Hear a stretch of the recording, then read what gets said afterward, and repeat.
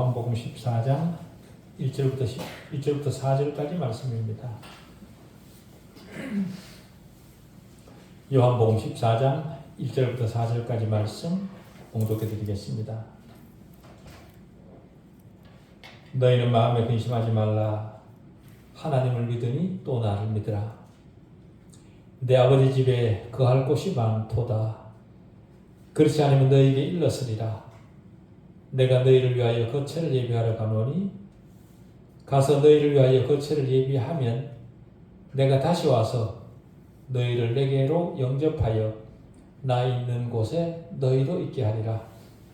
내가 어디로 가든지 그 길을 너희가 아느니라. 아멘. 하나님 아버지,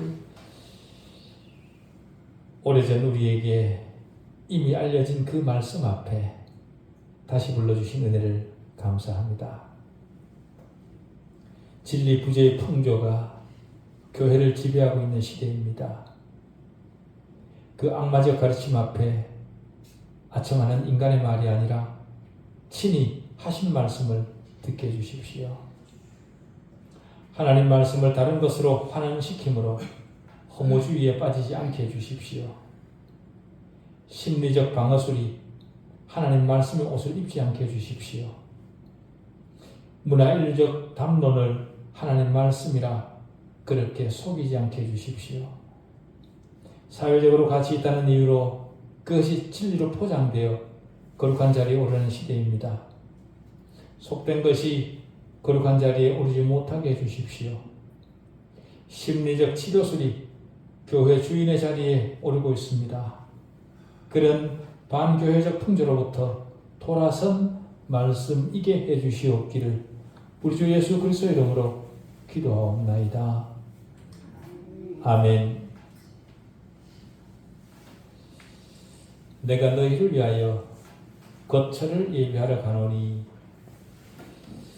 예수 믿는 모든 사람들에게 이 약속보다 더 든든한 약속은 없을 겁니다. 이 약속 때문에 우리는 예수를 믿는 거죠. 모든 병든 사람이 소망을 갖게 되고 죽어가는 마음이 참으로 큰 위로를 받고 모든 마음의 근심으로부터 노임을 받게 되는 약속입니다. 세상을 살아가는 모든 사람들의 마음에 근심이 없는 사람은 없습니다. 신분이나 물질적 상태를 막론하고 세상을 사는 모든 사람은 근심으로부터 벗어나지 못합니다.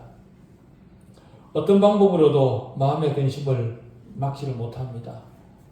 아무리 근심하지 않으려고 애를 써도 애를 쓰면 쓸수록 더 근심이 크게 일어나는 것이 우리 인간입니다. 근심으로부터 벗어날 수 없는 인생이다 보니 어떤 사람은 이런 말을 했습니다.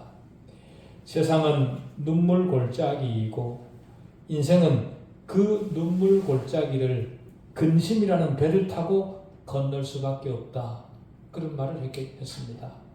오죽하면 그런 말을 했겠습니까? 그런 인생이지만 그리스도 안에 있는 사람은 그 모든 근심에도 불구하고 세상 사람처럼 침체되거나 절망하지 않습니다. 왜 그런가 하면 그리스도 안에 있는 사람은 하늘에 진짜 자기 본향을 가지고 있다는 것을 알기 때문에 그렇습니다. 그렇기 때문에 그리스도 안에 있는 사람은 역경 때문에 세상이 주는 역경 때문에 근심하거나 침체되지 않습니다. 모든 것을 하나님께 맡기고 약속된 하늘 본향을 바라보며 근심을 털어냅니다. 그런데요, 하늘 본향을 말할 때마다 어려운 점이 있습니다. 그게 뭐냐면 거의 모든 사람들의 생각 속에 하늘은요, 그다지 흥미로운 주제가 아니라는 이유입니다. 하늘에 네 집, 내 집이 있다라는 것을 머리로는 시인하면서도 또 앞에서 누군가 설교를 하면 그렇게 인식은 하면서도 여기를 더 좋아합니다. 세속적이고 과학이 가장 추앙받는 시대에 하늘 본향을 말하는 것은 하나의 도피주의나 허망한 망상이라 그렇게 생각을 하는 것 같습니다. 우리 스스로는 그리스도를 믿는 믿음 안에 있다 그렇게 생각을 하지만 사실 우리는 우리 생각보다 훨씬 더 세속적 존재입니다. 믿음 안에 있는 사람들은 하늘 본향을 생각하면 가슴이 설레야 됩니다만은 사실 그러지 못하지요. 특히나 나이가 들어갈수록 하늘은 더 흥미로운 곳이 되어야 되지만 그 또한 그러지 못합니다. 우리는 분명 어느 날인가 하늘에 갈 것이고 거기서 우리는 영원토록 보내게 될 곳입니다. 그런 곳에 대해 관심을 가져야 되지 않겠습니까? 우리가 며칠 동안 어느 지역을 잠깐 여행을 하게 되더라도 우리는 그 지역에 대해 많은 관심을 가지고 공부를 합니다. 거기는 무엇이 유명한지, 기후는 어떤지, 사람들의 성향은 어떻고 어디에 묵어야 될지 그렇게 관심을 가지고 공부를 하지요. 그런데 우리가 믿는 주님이 이미 가셨고 주님이 우리를 위해 예비하고 계신 거처에 대해서는 그렇게 관심이 없는 것 같습니다. 이 세상을 떠난 뒤에 내가 어떻게 되는지에 대해 거의 무지하면서도 별 관심을 가지지 않습니다. 배짱이 좋은 건지 아니면 이 땅에서 영원히 살 것이라 그렇게 생각을 하는지 잘 모르겠습니다. 그러나 주님께서 하늘 본향에 대해 친히 말씀하신 이 기회에라도 이 본문을 통해서라도 관심을 가지고 하늘 본향을 다시 생각할 수 있는 그런 시간이 되어야 되겠습니다. 내 아버지 집에 거할 곳이 많도다. 그렇지 않으면 너에게 일렀으리라. 내가 너희를 위하여 거처를 예비하러 가노니 가서 너희를 위하여 거처를 예비하면 내가 다시 와서 너희를 내게로 영접하여 나 있는 곳에 너희도 있게 하리라. 이 말씀을 면밀히 살펴보면요, 우리 눈에 들어오는 요점들이 있습니다. 첫 번째 요점은 주님 말씀에 의하면 하늘은 진짜 존재하는 장소라는 겁니다. 실제로 존재하는 실체적 장소라는 것을 우리는 이 본문을 통해 알 수 있습니다. 이렇게 하늘이 진짜 실체적인 그 장소이다 이렇게 말을 함으로써 하늘을 적당히 형상화시킨다든가 성경의 어떤 상징적 도움을 힘입어 말하는 것 같은 그런 느낌이 듭니다만 그런 것은 아닙니다. 예컨대 계시록에 나오는 이른바 황금길 같은 경우가 그런 거죠. 성경이 그렇게 묘사하고 있다고 해서 그 황금길이 우리가 생활하고 보는 것 같은 그런 길이라 그렇게 우리가 이해를 하거나 성경에서 말하는 황금이 원소 기호표에 79번 그런 거 있지 않습니까? 거기에 해당되는 것이라 우리는 그렇게 생각하지 않습니다. 그렇게 생각할 필요도 없고요. 성경이 말하는 황금거리라는 것은 어느 정도 상징적이죠. 절대로 무너지거나 파손될 수 없는 보배롭고 가치 있는 영구성과 어떤 보배성을 함의하는 상징하는 그런 길입니다. 같은 방식으로 면류관이 문자 그대로 하늘에 있는지 모르겠지만 반드시 문자 그대로의 면류관이 있다 그렇게 생각하지는 않습니다. 상징인 거죠. 또한 우리가 생각하는 대로 비파나 수금이 없을 수도 있습니다. 성경에 이런 것들은 상징적인 것들이죠. 그 상징들이 분명히 어떤 실체를 지시하고 있지만 그럼에도 그 실체 자체는 아닙니다. 무슨 말인지 이해하시겠습니까? 성경이 말하는 어떤 상징이 실체를 묘사하고 있고 지시하고 있지만 그 상징이 곧 실체는 아니라는 말입니다. 그러나 그렇게 말한다고 해서 그렇다고 해서 하늘이 실제 있는 장소가 아닌 어떤 다른 것이라 그런 뜻은 아닙니다. 그렇기 때문에 하늘을 서울이나 어떤 뉴욕이나 샌프란시스코나 어떤 그런 국한된 곳이 아니라는 뜻으로 우리가 이해해서도 안 됩니다. 주님은 하늘을 분명히 특정한 장소로 말씀을 하고 계십니다. 거기로 가셨다가 다시 오실 것이고 어느 날인가는 아버지께서 자신에게 맡긴 모든 자들을 함께 데리고 갈 곳이 바로 하늘이라 그렇게 말씀하십니다. 다른 구절들을 보면 그 실체적인 하늘에 대한 의미가 더 분명해집니다. 요한복음 6장 38절에 보면 나는 하늘로부터 내려왔다 그렇게 말씀하십니다. 또 제자들에게 기도를 가르치시면서도 하늘에 계신 우리 아버지 그렇게 가르치십니다. 히브리서도 주님께서 우리 구속의 사역을 마친 후에 하늘에 있는 위엄의 보좌 우편에 앉으셨다 그렇게 말하고 있죠. 누가복음은 승천에 대해 기록하면서 축복하실 때에 그들을 떠나 하늘로 옮겨지시니 라고 말합니다. 구약성경 역대하 7장 14절에는 내 이름을 걷는 내 백성이 그들의 악한 길에서 떠나 스스로 낮추고 기도하여 내 얼굴을 찾으면 내가 하늘에서 듣고 그들의 죄를 사하고 그들의 땅을 고칠지라 그렇게 말씀하셨습니다. 하늘은 막연히 우리가 알고 있는 그 추상적인 개념이 아니라 실제로 존재하는 실체적인 장소이다. 성경은 그렇게 말을 합니다. 하늘이라는 말이 성경에서는 구별되는 세 가지 방식으로 쓰였습니다. 첫째는 새들이 날고 구름이 떠 있는 대기권이라 부르는 그런 공간을 하늘이라 그렇게 표현을 하기도 했고요. 또 항성과 별들이 발견되는 큰 공간을 가리킬 때도 사용을 합니다. 그럴 때는 때로 궁창이라 그렇게 표현을 하기도 하죠.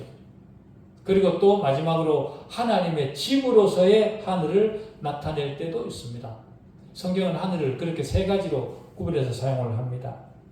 오늘 우리가 보는 구절에 표현된 하늘이 바로 하늘의 집으로서의 하늘입니다. 그런데 이 모든 요점이 어떤 사람들에게는 어렵게 이해가 잘 안 되는 그런 부분으로 다가오는 것 같습니다. 그들이 하늘의 실체를 잘 이해하지 못하는 이유는요, 하나님을 순전히 영이라고 묘사하는 부분만 관찰하기 때문에 그렇습니다. 그래서 그런 사람들은 하늘은 순전히 영들의 거처나 어떤 상태라 그렇게 이해를 합니다. 실체적인 장소라 그렇게 이해하지 않습니다. 실제적 하늘은 믿을 수 없다 그런 입장인 거죠. 그러나 하늘이 순전히 하나의 상태이기 때문에 어떤 한정된 장소가 아니라는 개념은요, 성경적이지 않습니다. 하나님이 영이시라는 것은 사실입니다. 또 구체적이고 눈에 보이는 형상을 지니고 계시지도 않습니다.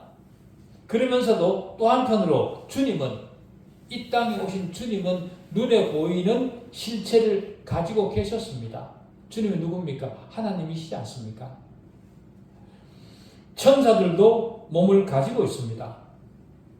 우리도 이 세상에서뿐만 아니라 오는 세상에서도 몸을 갖게 될 것입니다. 그렇지 않다면 몸의 부활에 대해 성경이 가르칠 필요가 없겠죠. 이런 몸들은 어디엔가 있어야 됩니다. 그런데도 하나님을 영으로만 생각하기 때문에 실체적 하늘을 믿지 못하는 겁니다.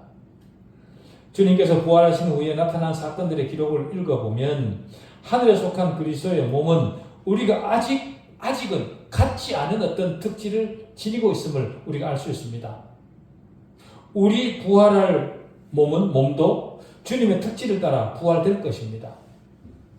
우리가 알지만 부활하신 주님의 몸은 닫혀진 문을 통과하실 수 있었던 몸입니다. 우리는 아직 그런 특질을 가지고 있지 못하죠. 그 몸은 사라졌다가 다시 나타날 수도 있습니다. 그럼에도 불구하고 그 몸은 진짜 몸이었고 또 어느 장소에 처해 있는 몸이었습니다. 하늘은 우리 부활한 몸이 있게 될 그런 장소입니다. 아마 주님처럼 자유롭게 움직일 수 있는 몸일 것입니다.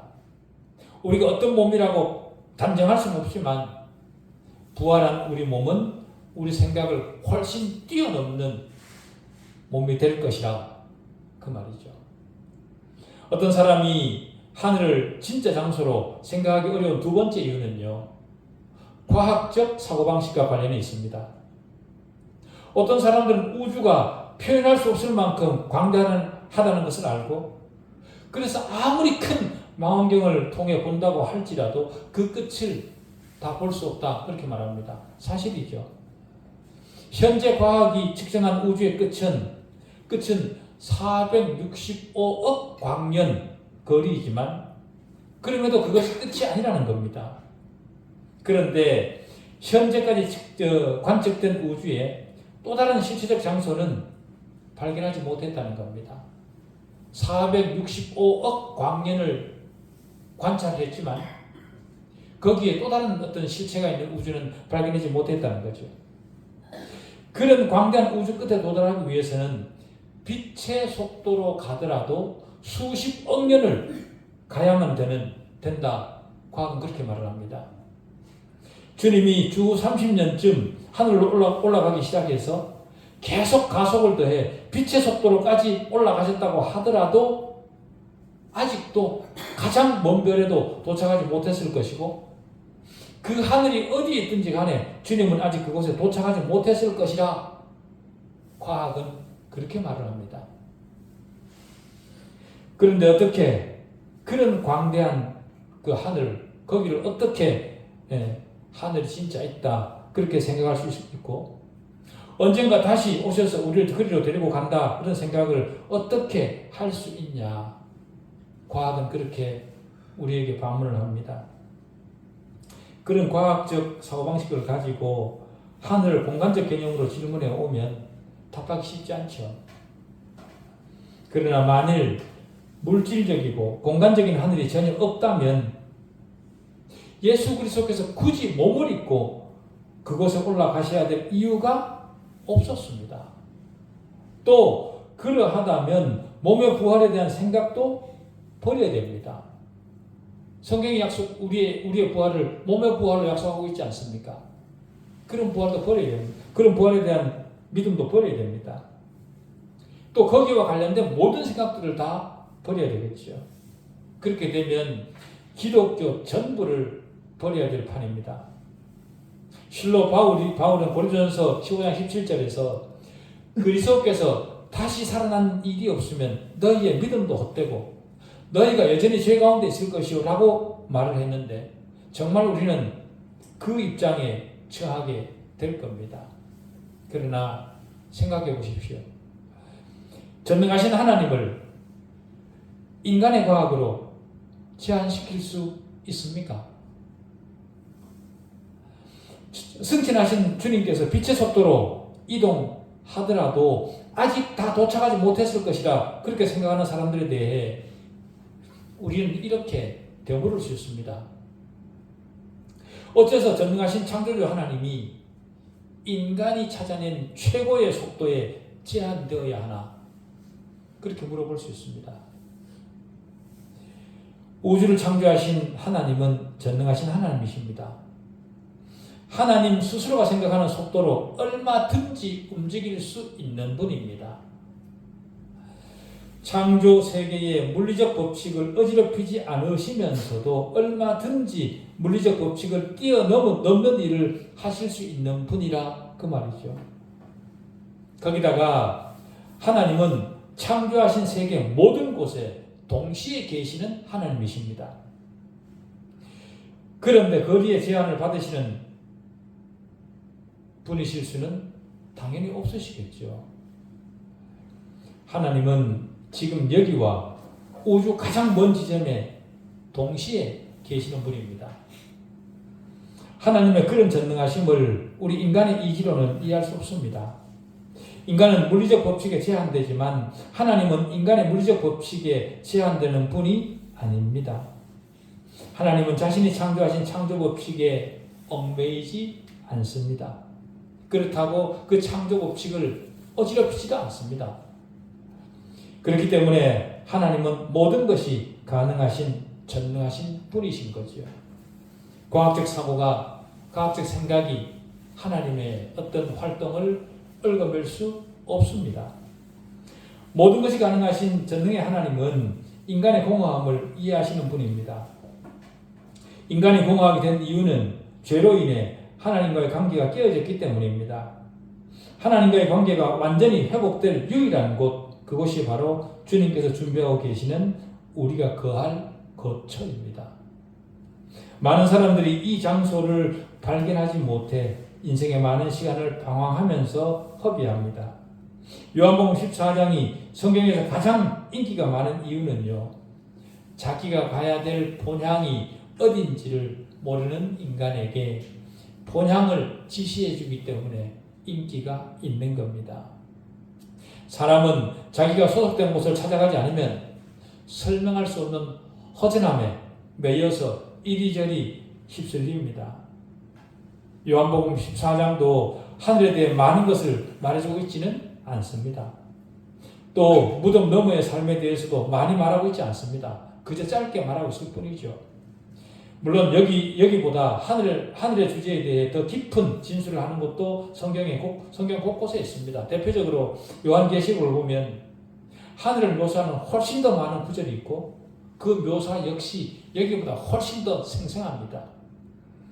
요한계시록이나 성경의 다른 책들의 하늘은 영광스러운 도성이고 나라이고 왕국이고 낙원이라 그렇게 묘사됩니다. 그 하늘에는 성곽과 보좌들이 있고 값진 진주들과 찬양대와 천사들과 구속받은 허다한 무리들이 있다. 그렇게 성경은 진술합니다. 이처럼 더 상세하게 묘사된 대목들이 있음에도 요한복음 14장이 성도들에게 더 인기가 있는 이유가 무엇이겠습니까? 요한복음 14장에는요, 너희를 위한, 우리를 위한, 나를 위한 거처가, 즉 내가 살아갈 가정을 마련해 줄 것이라는 그 믿음을 심어주는 본문이기 때문에 더 인기가 있는 겁니다. 인간은 따뜻한 가정이 필요합니다. 한 본향을 갈망하는 인간이죠. 그런 우리에게 주님은 조용하고 단순하게 너희가 갈 그 본향 거처가 있다.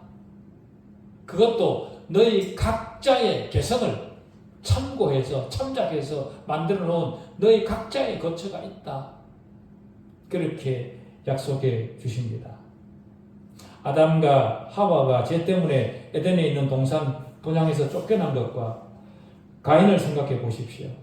가인은 자기 동생을 죽였기 때문에 일생 동안 방황하도록 저주받았습니다. 그는 가정이 없었죠.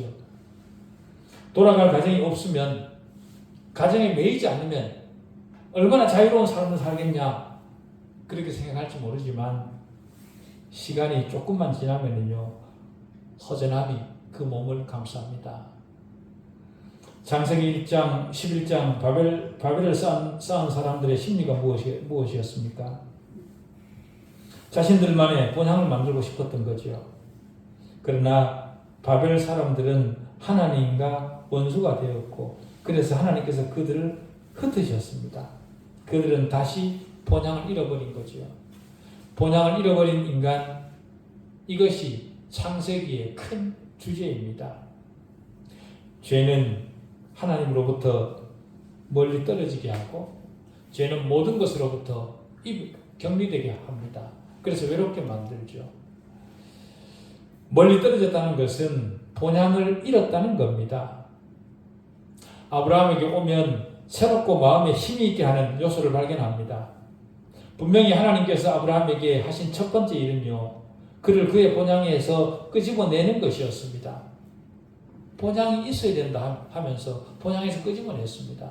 왜 그런가 하면 아브라함의 본향은 우상과 우상 숭배로 가득한 죄악적인 곳이었기 때문에 끄집어내신 겁니다. 아브라함을 불러내신 하나님은 우상이 가득한 그곳 대신 새로운 본향을 약속하셨습니다. 그것은 바로 내가 하나님께서 지시할 땅인 거지요. 이었던 거지요. 더 나아가 하나님은 경계를 지어주시고 거기에 해당하는 영토가 어딘지를 구체적으로 지시를 해주셨습니다. 창세기 15장 18절부터 21절에 바로 그곳입니다. 거기에 보면 그날에 여호와께서 아브라함과 더불어 언약을 세워 이르시되 내가 이 땅을 애굽 강에서부터 그 큰 강 유브라데까지 네 자손에게 주노니 곧 겐 족속과 그리스 족속과 감몬 족속과 헷 족속과 브리스 족속과 르바 족속과 아모리 족속과 가나안 족속과 기르가스 족속과 여부스 족속의 땅이니라 하셨더라.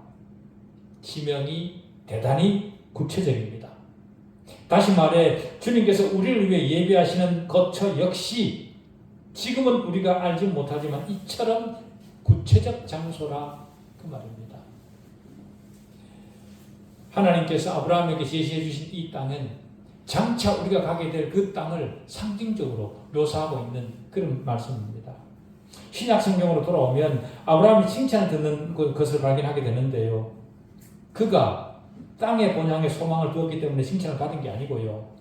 하늘 본향을 바라보았기 때문에 그가 칭찬을 들었다. 그렇게 얘기를 합니다. 히브리서 11장 10절에 이는 그가 아브라함이 하나님이 계획하시고 지으실 터가 있는 성을 바랐습니다. 그것 때문에 아브라함이 칭찬을 들었다. 그렇게 얘기를 합니다. 우리가 무엇인가를 해서가 아니라 하나님께서 우리에게 준비하고 계시는 그것을 바라보는 것만으로 우리는 하나님의 칭찬을 듣는 그런 존재들입니다. 이 말씀은 비록 지상에 본향이 필요하고 가치가 있다, 그렇게 있다고 하더라도 그것은 연구하지 못하다는 것이고요. 하늘에 우리 본향이 있다는 말이 바로 그런 말입니다.